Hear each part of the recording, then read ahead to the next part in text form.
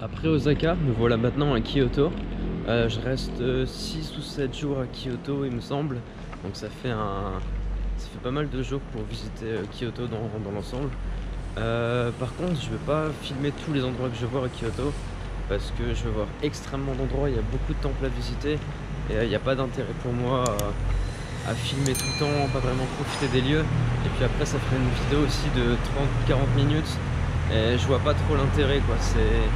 Je vais plutôt montrer les lieux qui m'intéressent vraiment, qui sont vraiment sympas, qui passent bien à l'image, qui peuvent vous intéresser aussi, plutôt que de faire des cumuls de tous les endroits que j'ai vus en vidéo quoi. Voilà, on arrive à la première visite.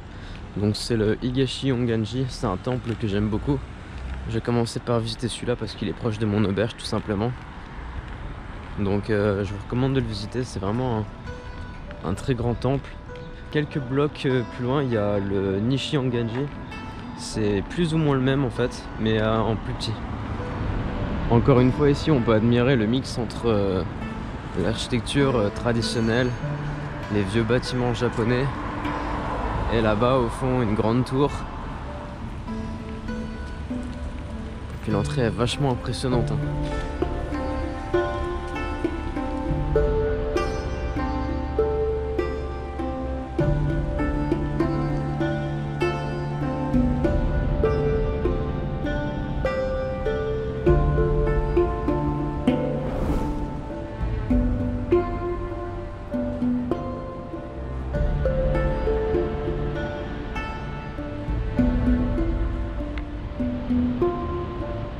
Donc là, le bâtiment que vous voyez, c'est l'une des plus grandes structures en bois du monde.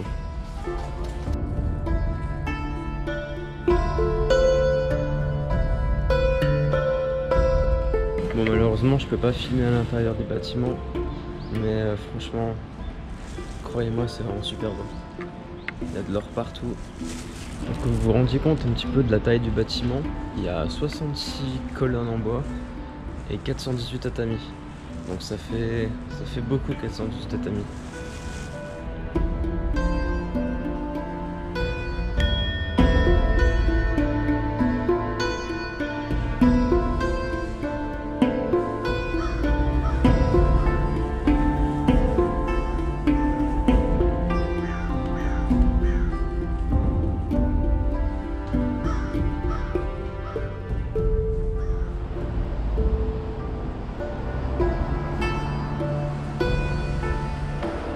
Alors là, je vais aller dans un autre temple qui s'appelle le Sanjusan Gendo. Dans ce temple, il y a 1000 statues de Bouddha en or. Donc voilà, on va aller jeter un oeil. Alors c'est un temple qui est vraiment pas couru du tout par les touristes. Là, je suis sur le chemin pour y aller. Il n'y a pas un seul touriste, pas un seul étranger. Peut-être parce qu'on peut pas prendre de photos à l'intérieur. Moi, je sais que les 2 premières fois avant où je suis venu à Kyoto, j'y suis jamais allé. Pourtant, j'en avais entendu parler. Donc voilà, comme je ne peux pas vous prendre de photos ni de vidéos, ben, je vous montrerai une photo trouvée sur internet de ce à quoi ça ressemble à l'intérieur. Donc en plus de ça, il y a un temple en face, donc j'irai voir ce que ça vaut après celui-là. En tout cas, depuis l'extérieur, il est vraiment sympa. Donc, et puis à ma gauche, ben, c'est l'entrée du Sengaku Sendo. Je viens de massacrer le nom, mais c'est pas grave. Donc l'entrée au temple coûte 600 yens. Bon, comme j'ai dit, il n'y a vraiment pas beaucoup de monde. Hein. Là, il y a du monde qui fait la queue, mais par rapport aux autres temples, c'est rien du tout. Bon, je vais laisser mon parapluie ici, j'espère que personne ne me le piquera. De toute façon, je pense qu'il n'y a pas beaucoup de lorrains ici. Hein. Me voilà en possession de mon ticket, la visite peut commencer. Bon, malgré qu'on n'ait pas de film à l'intérieur, l'enceinte est quand même pas dégueulasse. Bon, pendant un instant, je me suis interrogé et je me suis demandé si ça valait le coup de vous montrer ce temple en vidéo. Car bon, difficile de vous faire rêver avec un endroit que je peux pas vous montrer. Mais franchement, si vous passez à Kyoto, foncez voir ce temple, oubliez des touristes, car c'est franchement l'une des plus belles pièces que j'ai vues de ma vie. Donc juste là, dans les buissons, là, il y a un tanuki qui est passé, qui est venu se cacher dans les buissons. Ah bah il est là, un vrai tanuki. Voilà, un tanuki. C'est les espèces de bêtes qu'on voit devant les maisons japonaises avec les gros et leurs chapeaux là. Hé, petit! Il a même pas peur, hein.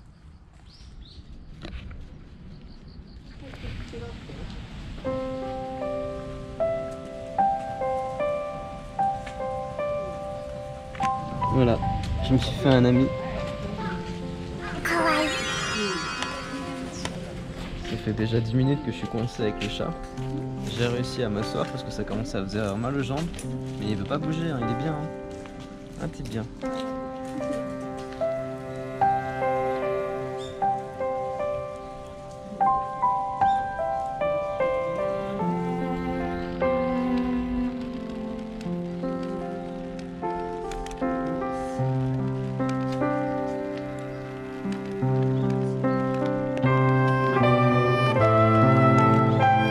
Là on est à la mi-octobre et on peut noter que les feuilles sont déjà en train de changer de couleur. Donc si j'ai un peu de chance, je pourrais peut-être voir le changement.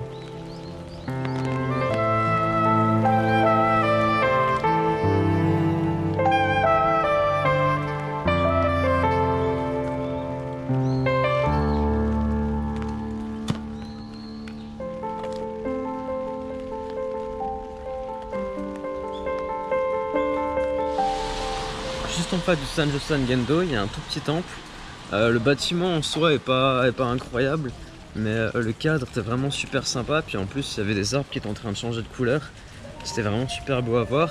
Puis j'ai fait une rencontre sympa. Il y a un chat qui m'a vu, qui est directement venu me réclamer des câlins. J'ai eu le malheur de m'accroupir et il est monté sur mes genoux et puis il m'a pas lâché pendant 20 minutes. C'est marrant parce que même dans les combini, dans les petits convenience stores, on trouve des hentai. Donc voilà, normal, tout à fait normal. Quand on se balade dans le rue de Kyoto, on tombe souvent sur des temples et on peut rapidement être tenté de vouloir tous les visiter. Autant vous dire que si vous faites ça, vous allez passer des très très longues journées à faire que ça, parce qu'apparemment il y aurait plus de 1600 temples à Kyoto, rien que ça. Aussi, quelque chose qui est bon à savoir quand vous voulez visiter les temples, une grande majorité des temples au Japon sont ouverts entre 8h et 17h. Donc il faut bien s'organiser parce que bien entendu quand vous visitez le Japon, votre journée elle s'arrête pas à 17h. Et par contre les temples après 17h c'est plus possible de les visiter. Donc il faut préférer faire ça pendant la journée et faire des quartiers un peu plus animés en soirée par exemple. Donc là je suis dans le quartier de Gion, c'est un vieux quartier où il y a beaucoup de geishas, de salons de thé, de petits temples. C'est un bon endroit pour pouvoir avoir des geishas ou des meiko.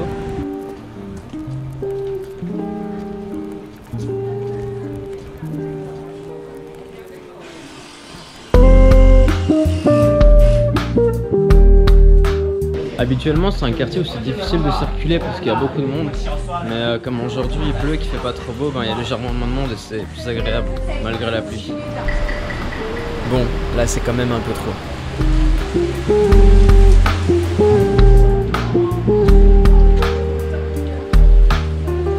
Gion est l'un des quartiers les plus touristiques de Kyoto.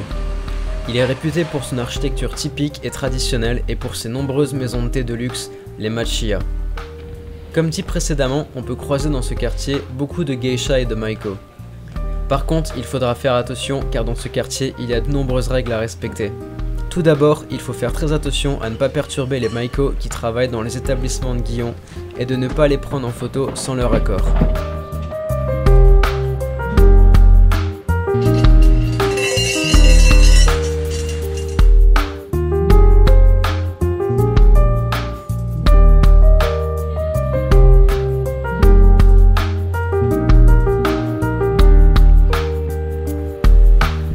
Se payer les services d'une geisha reste très onéreux.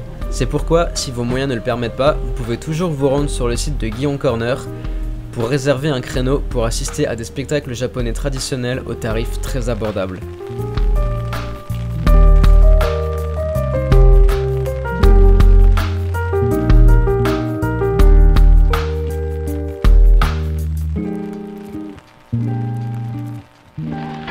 Pour avoir la chance de croiser une geisha ou une meiko, il faut juste se balader dans les rues, alors pas la rue principale, il faut se balader dans les petites rues, les arrière-rues, se perdre dans les petites ruelles. Et vous aurez la chance d'en voir là, ça fait même pas 15 minutes que je marche dans les petites ruelles et j'en ai croisé 2. Donc peut-être que j'ai de la chance, mais bon, à chaque fois que je me balade ici, en me baladant dans les ruelles, j'arrive à en rencontrer.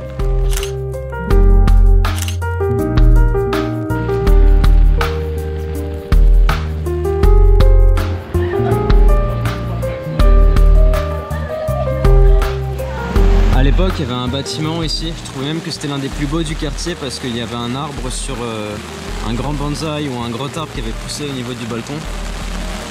Et là, je suis vraiment triste de voir que il a brûlé.